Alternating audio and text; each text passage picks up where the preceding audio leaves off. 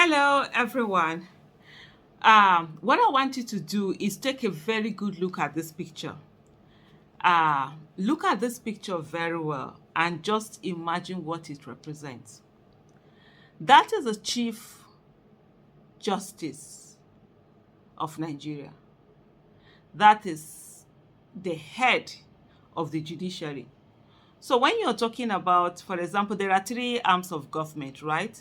You have the judiciary, the legislative arm, and the executive. The head of the executive is the president, and the head of the legislative arm is the Senate president, while the head of the judiciary is the Chief Justice of Nigeria. These three arms of government, there's separation of power, and that is done deliberately so that one arm of the government cannot oppress the other. The judiciary should not be able to have the power to oppress the executive or the legislative. Likewise, the legislative should not have the power to oppress the executive or the judiciary. Neither should the executive have the power to oppress judiciary or the legislative. And so, in terms of democracy, for democracy to be able to work and work very well, these arms have to be separated. That's the way it is. And in Nigeria, you have seen again and again where there is abuse.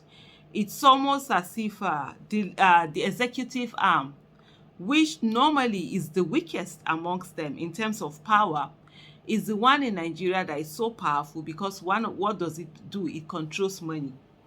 And so we've seen a situation where the legislative arm has given up its power. There's legislative capture.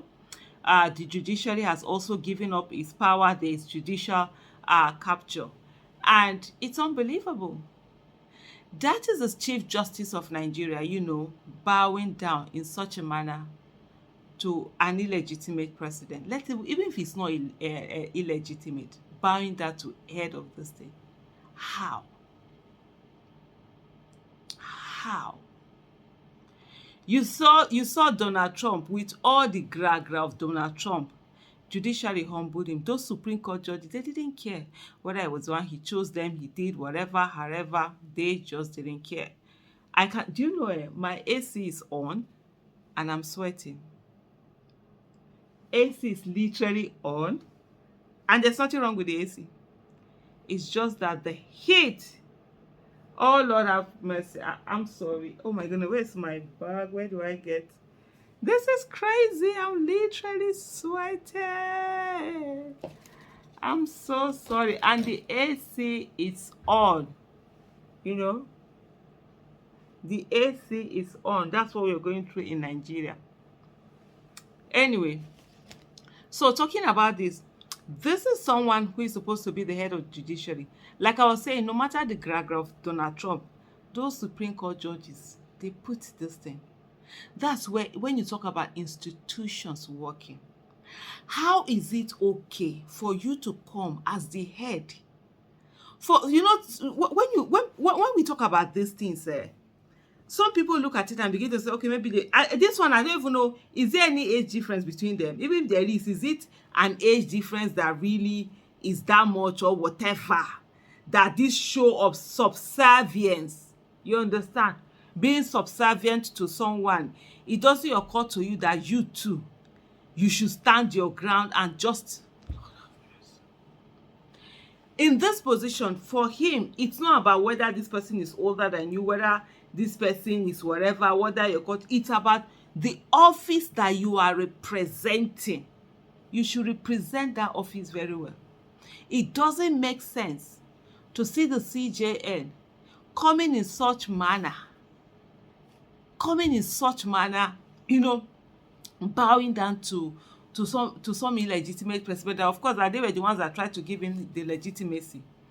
Where then is the separation of power? When you are no longer the CJN, you can go and meet him and be doubling on the floor. You can go and meet him and be doing whatever. But as CJN, there is an office that you are head of. There should be, that separation. That separation should be there. Oh my goodness, I'm so sorry, but Una go watch this movie like that. Me una no vex. So I say na movie. Una go watch this video like that. While you're watching it, in the meantime, kindly subscribe if you've not already subscribed. Thank you. Like and also share. Thank you. Sometimes, honestly, when you're talking about Nigerians' problem, it's almost as if uh it's never ending, the kind of things that keep coming up.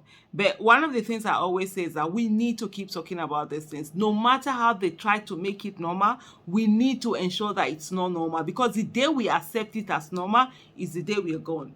Is the day the country is gone. Is the day that, okay, they will now sit down and do everything that they want to do. If we have to talk 1,000,000 times, let us talk 1,000,000 times of the things that are wrong, because this is crazy. This is absolutely crazy. How do you have something like this? How do you have the CJN, bowing and this thing, doing the ballet and whatever? Over the time, he has always, even in his comments, even in his statements, you can see that he's just like a yes man sitting down. Judiciary that is supposed to be, when I see Nigerian judiciary, wallahi, they surprise me.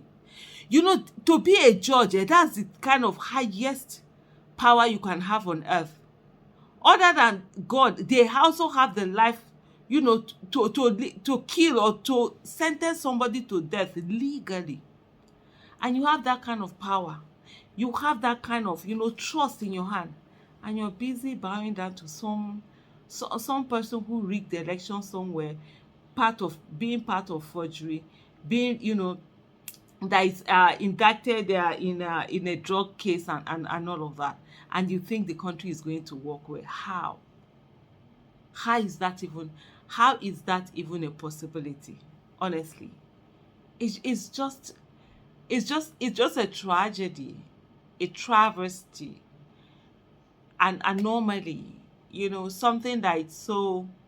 We've lost our values as a nation, and I hope we do find our values, because for us to really be able to do the things that we ought to do to make Nigeria a great country, we need to know what our values are. We need to have core values. Some things should be no. There should be acceptable standard, in the society, acceptable standard in within the society, and people just knowing that this thing should be right, this thing should be wrong, and there are some things that no matter what, people will not bow down to them. Nah, no matter what. Please, please, please. What a nation. What a nation. But no Allah. We'll build that nation back. It might look as if it's impossible. But I always remember what Nelson Mandela said. It's impossible until it is done. So when we get it done, that thing that we once said was impossible, it will no longer be impossible. And we get that in Nigeria. Thank you so much for watching.